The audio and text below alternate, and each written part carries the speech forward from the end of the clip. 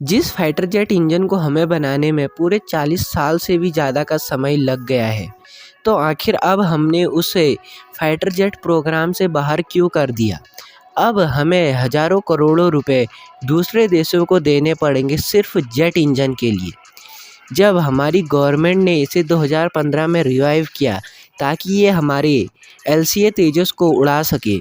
अब कुछ समस्या क्या आ गई, इसे तेजस से ही बाहर कर दिया गया। आखिर क्यों हमारी गवर्नमेंट ने कावेरी जेट इंजन को तेजस प्रोग्राम से बाहर कर दिया और IAF ने 180 तेजस मार्क 1A का ऑर्डर दिया हुआ है, जिसके लिए हमें हज़ारों करोड़ों के इंजन दूसरे देशों से इंपोर्ट करने पड़ेंगे। इसमें कितना खर्च आएगा ये मैं आपको आगे समझाऊंगा, और इस वीडियो में आपको ये भी समझाऊंगा कि कावेरी में ऐसी क्या प्रॉब्लम आ गई कि इसे तेजस से ही बाहर कर दिया। वीडियो शुरू करने से पहले आप लोगों से ज़रूरी रिक्वेस्ट, प्लीज़ वीडियो को लाइक करें और ऐसी इन्फॉर्मेटिव वीडियो के लिए चैनल को ज़रूर सब्सक्राइब करें। तो चलिए वीडियो शुरू करते हैं।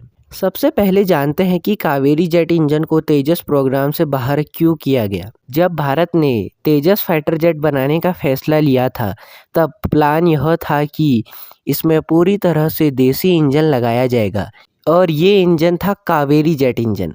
बाद में तेजस में विदेशी इंजन लगाना पड़ा। आखिर ऐसा क्यों हुआ, पहले ये जानते हैं। सबसे बड़ा कारण है थ्रस्ट।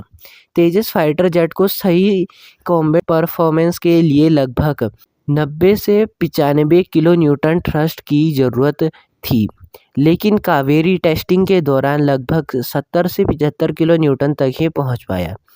अब सुनने में यह अंतर छोटा लगता है, लेकिन फाइटर जेट के लिए ये एक बहुत बड़ा फ़र्क है। इससे जेट की रफ्तार कम होती है, हथियार ले जाने की क्षमता पर असर पड़ता है, हाई एल्टीट्यूड पर परफॉर्मेंस कमज़ोर होती है। इंडियन एयरफोर्स के स्टैंडर्ड के हिसाब से यह पर्याप्त नहीं था। दूसरा कारण, इंजन का वजन।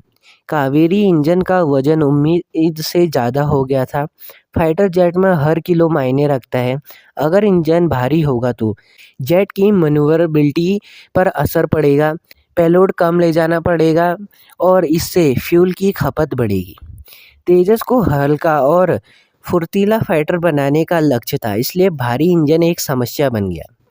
तीसरा कारण है हाई टेम्परेचर टेक्नोलॉजी।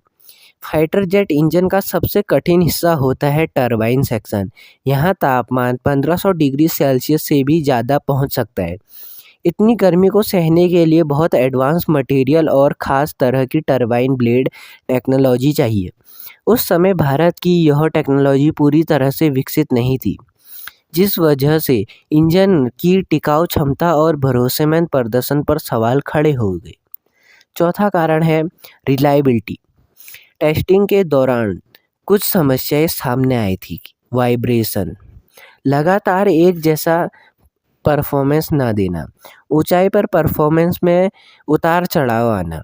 एयरफोर्स किसी भी रिस्क को एक्सेप्ट नहीं कर सकती थी, और फाइटर जेट का इंजन 100% भरोसेमंद होना चाहिए। अब बात करते हैं पैसों की। मान लीजिए भारत को 180 तेजस फाइटर चाहिए। तेजस एक सिंगल इंजन वाला फाइटर है, लेकिन हर जेट के लिए एक एक्स्ट्रा इंजन भी रखा जाता है, यानी एक तेजस के लिए 2 इंजन, 180 तेजस के लिए 360 इंजन। अभी तेजस में जो इंजन लगाया गया है उसकी कीमत 40 से 45 करोड़ रुपए पर इंजन मानी जाती है। अगर हम 45 करोड़ मान लें तो 360 इंजन इंटू 45 करोड़, यह आता है 16,200 करोड़ रुपए। यानी सिर्फ इंजन पर ही करीब 16,000 करोड़ रुपए का खर्च आने वाला है। अगर कावेरी इंजन सफल हो जाता और देसी उत्पाद होता, तो अनुमान है कि लागत 25 से 30% कम हो सकती थी। इससे हजारों करोड़ों रुपए की बचत संभव थी। और अब आप समझ रहे होंगे कि कावेरी अब कबाड़ा हो चुका है। नहीं, कावेरी इंजन अभी पूरी तरह से कबाड़ नहीं है। ये भारत के UCAV घातक में लगने के लिए एकदम सही थ्रस्ट प्रोड्यूस कर रहा है, और भी इसके बहुत सारे काम है, जैसे कि इंजन डिज़ाइन का हमको एक्सपीरियंस मिल गया, टेस्टिंग इंफ्रास्ट्रक्चर में हमें मदद मिली, हाई टेम्परेचर रिसर्च में भी हमको अनुभव मिला। जेट इंजन बनाना दुनिया की सबसे कठिन टेक्नोलॉजी में से एक है। अब आपको समझ में आ गया होगा कि हमने कावेरी इंजन को तेजस में क्यों नहीं लगाया। तो अगर वीडियो पसंद आई तो लाइक करें, चैनल को ज़रूर सब्सक्राइब करें। और अगर आपको जानना है कि नेवी के वॉरशिप रिटायर होने के बाद उनका क्या होता है तो स्क्रीन पर आ रही वीडियो पर टैप करें। मैं आपको से वहीं मिलूंगा। तब तक के लिए जय हिंद, जय भारत।